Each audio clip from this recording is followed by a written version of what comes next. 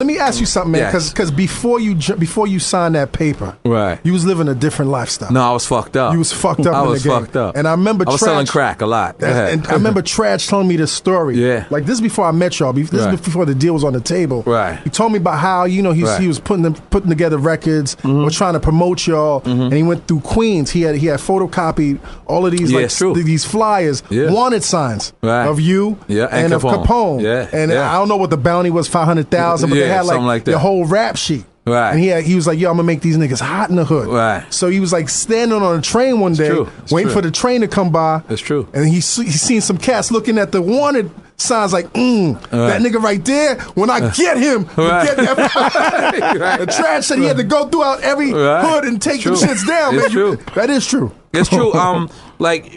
We didn't give a fuck about rap. Right. Like Was it fake to y'all? Nah, I mean what it was Trash seen Mobb Deep come out. And this is with no disrespect to Mobb Deep. It's with no disrespect to Nas, but Trash seen me shoot niggas before. Trash seen Capone shoot niggas before.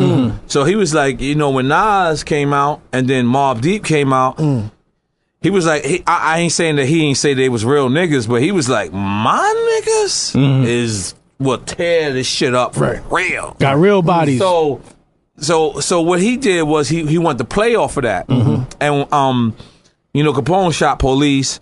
I shot the dude after seeing Juice, the movie theater shooting, and wait, you shot the dude after seeing the movie? Yeah, after seeing the movie. Why? It was like it was what theater was you at? It was when I was young. Okay, man, right. But we're gonna move on. So what Trash thought about was like, what Trash thought about was like, you know what? Maybe I could play off of this because niggas know these niggas for their gun game. So what he did was made wanted poster signs. So every like 3 or 4 days, like there's people hit me on the two-way page. They're like, yo, I just pulled down your poster sign. And I'm like, nah, nigga, that was promotional. Because niggas really thought we was on the run. Cats and Queens didn't know. But that's essentially how we got our deal. Like, so again, Trash is my dude. I love Trash. And he was just doing what he was taught from Marley Marl. Of course. You know what I'm saying? The legendary Marley Marl. Yeah, legendary Marley Marl. I ain't saying Marley Marl was doing anything wrong, but I mean, it is what it is. Right. I just was the person who happened to get out of it and enjoy life. Right. Now you guys made as a group, as basically reformed criminals. You guys made some classic records. Yes, we did. And we had Prodigy and Havoc in the room separately. Okay. We talked about the making of. They're together now, man. Let's give them a round of applause. They're back together again. Back together I just again. seen an Instagram pic. They're in the studio. And we talked about LA. Right. What was going on through your head, man? When what did they say? Because I would like to hear this before I What did they say exactly? If you could remember. I don't remember. I don't remember. Let me give y'all the real story. Okay. Real story. Let me give y'all the real story. What happened at the time was I was in Left Rack City, Section 2, and a good friend of mine, his name was Chaz. And Chaz was on what you call a DJ list back in the days. Now, the DJ list before the bootlegs and before the internets and before all this downloading shit was occurring, when you was on the DJ list, you had an album 2 months in advance. So 2 months prior to the Dog Pound coming out, Chaz, he knew I rhymed, so Chaz was outside with the $50 Panasonic radio, and he seen me. He was like, yo, Poppy. I was like, what up, Chaz? He said, what's up? He said, come here. And he played me New York, big city of dreams and everything. And he was like, yo, you think they dissing us? And I was like, I don't know, play this shit again. So he played it for me again. And I listened to it. I was like, all right. I got on the train. We had to go meet Stretch Armstrong or whatever. And so we got to the studio. When we got to the studio, Trash. No, as a matter of fact, I went to Queensbridge. And then from Queensbridge, me, Trash, Capone, both Mobb Deep members, we all traveled to Stretch Armstrong crib. So when we got to Stretch Armstrong crib, Stretch is like, yo, what beat y'all want to rhyme on? Because at the time, Bad Boy was doing mixtapes. They did a DJ Envy mixtape, they did a DJ Clue mixtape, they did whatever. So it's Stretch Armstrong's turn. So Stretch wanted to fuck with us. So he pulled up all these beats. None of us was feeling it. And I just remember what Chaz had just told me. I was like, yo, Stretch, you got the Dog Pound album? He was like, yeah, I ain't listened to the shit. I was like, yo, pull that shit up. And he pulled it up. I was like, yo, pull up New York, New York. And then we all listened to it. And niggas was like, yo, they coming out. Niggas was like, now Combat, understand too, they're also, by this time, drunk and high as fuck up in there. Nah. You know what it was, to tell you the truth? Like, we were a little tired of how Tupac was talking. Like, I'm just New York be was honest. taking a beating, man. Yeah, we were looking horrible. Right. So, when I said that, Stretch obviously pulled it up. We played it. We listened, and everybody's like, "Fuck it." So, that's why the original LA contained a Prodigy verse, and he was saying NYC, you and I verse supremacy, Havoc and P, Queens niggas, so it seemed to be mega. I got word back from N.O.R.E. He was like JFK on our way to LA. So if you listen to anybody else verse on the record, none of us was dissing LA. Right. We were just making a response. A mockery of the song in a sense. Exactly. So what happened was we put the record out. This is the real story, 100% the truth. This is the real story. We put the record out. We get a call from, it wasn't SRC then, it was Loud Records. Steve Rifkin said, yo, Prodigy don't want to be on the record. This is 100% the real story.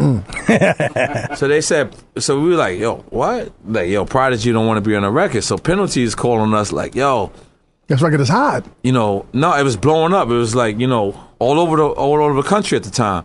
So they was like, yo, Prodigy. He just wanted his verse then stripped off the joint. Oh, no, look at the video. His verse is not on the video. You didn't know that? Yeah. But this is why. I feel like I always hear his verse. Maybe I didn't watch the video.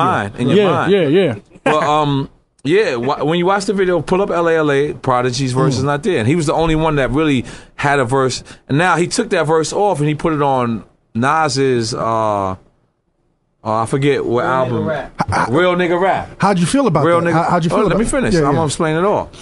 So, what happened was, we set up to do the video. Prodigy said he's not coming to the video.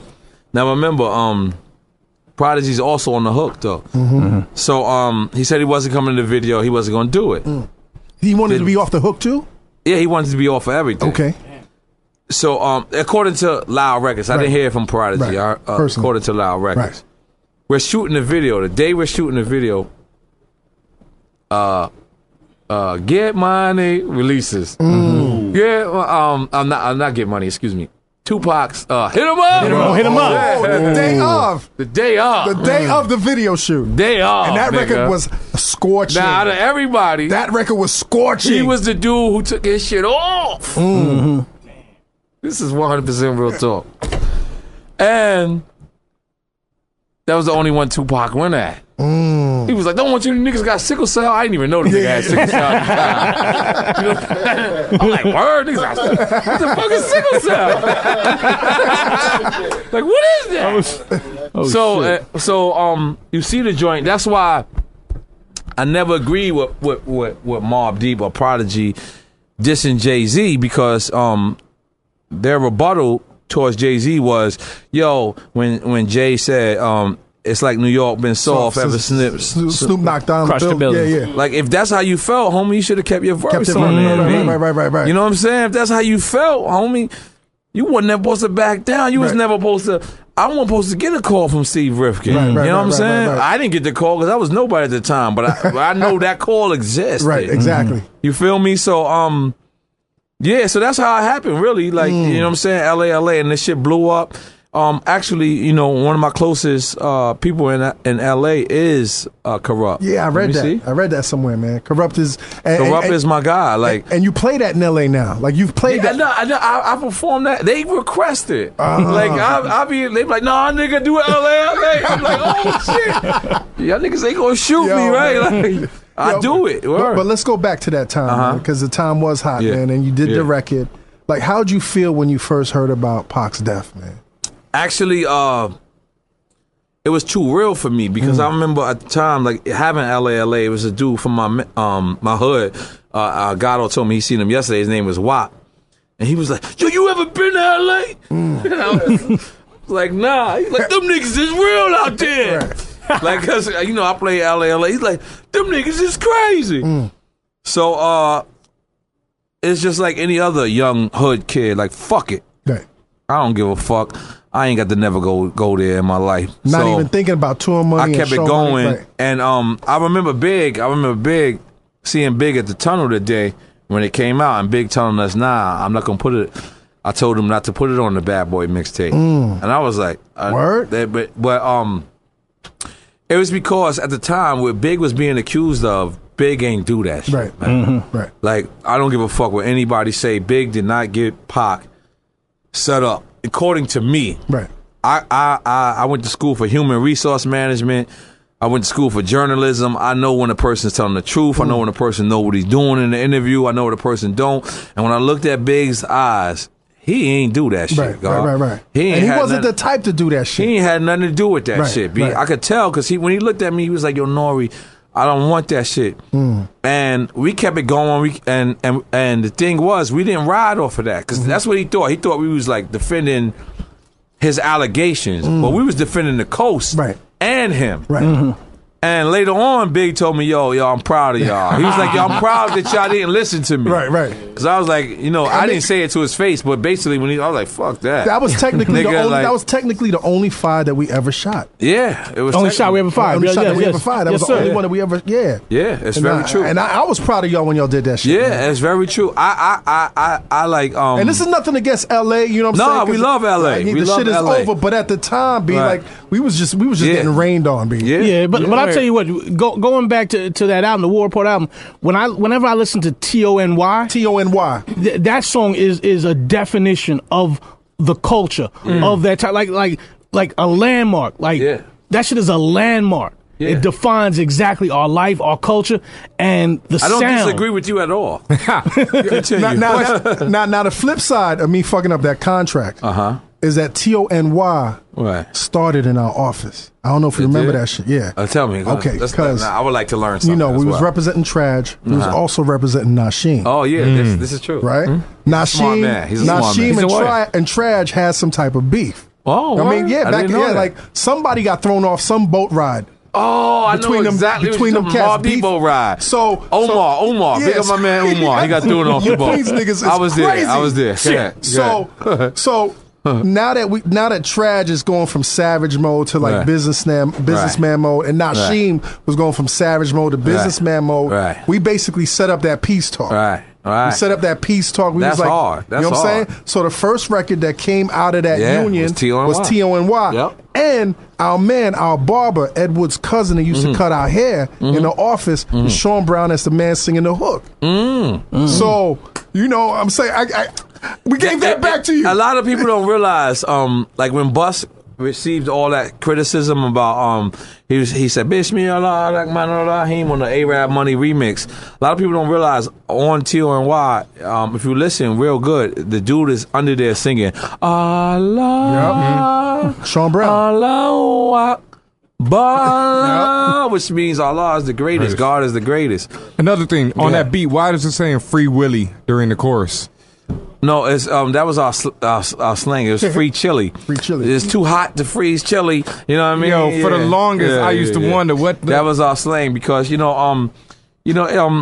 War Report. A lot of people ask me all the time. They're like, "Yo, the War Report is probably the best album we ever heard." But to me, I can't really listen to the War Report like you listen to it, or like he listened to it, or you, because at the time, I had shot a dude, and then the dude, they came back and I shot him again, and shot him twice, and then Pone got caught for the hammers, and like he actually had a date. Like he was like, "Yo, like shit happened in January." There's like, "Yo, June 6th, you're going to jail." I'm just giving you random dates, and we kept trying to push it back or whatever.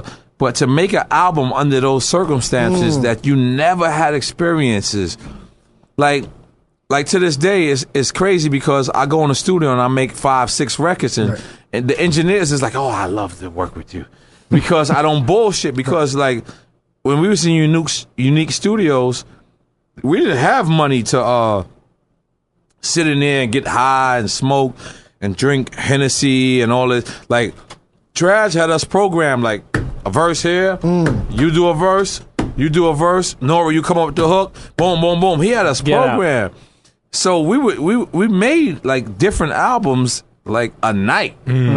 Like, we did, like, the War Report, the first War Report y'all heard was probably the War Report 7. Because, like, that's how he had us programmed. He like, yo, B. Shit was real. You know, sit in there, y'all write your rhymes home, write your rhymes. When you got 7 rhymes, then we go in the studio.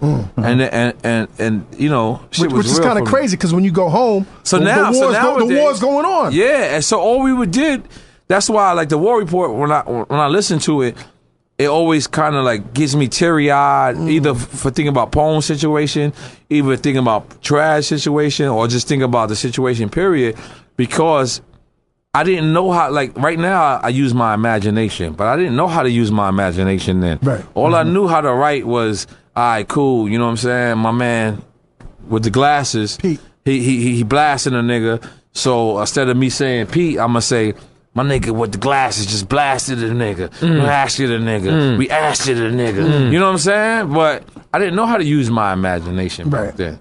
So all I wrote was the realest. So when I listen to this shit now, I just be sitting there and I just, like, my wife be like, I don't want you to listen to that. Like, because she see me and I be in the corner and shit with my Dre beats on, and my wife be like, what are you listening? I know what you listening to. Like, because as a grown man, like, I reminisce and I say, because remember, I was 17 years old. I hear Busta Rhymes say it all the time that his mom signed his contract. My mom's had to sign the contract too, if you don't remember. I was 17 years old. I'm 35 years motherfucking old right now.